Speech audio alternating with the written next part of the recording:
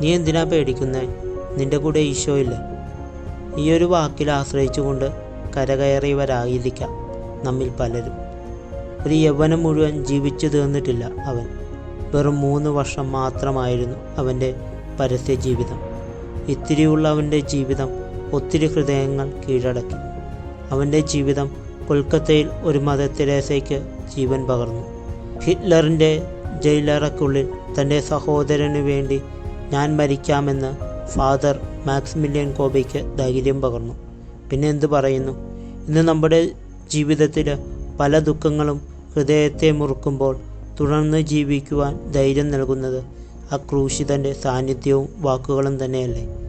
ആനന്ദത്തിലും ആകുലതയിലും ആപത്തിലും ഒരു നിഴൽ പോലെ കൂടെ നടക്കുന്ന ക്രൂശിതനെ തിരിച്ചറിഞ്ഞുകൊണ്ട് ജീവിക്കുന്നതാകട്ടെ നമ്മുടെ ഈ വലിയ നോമ്പുകാലം.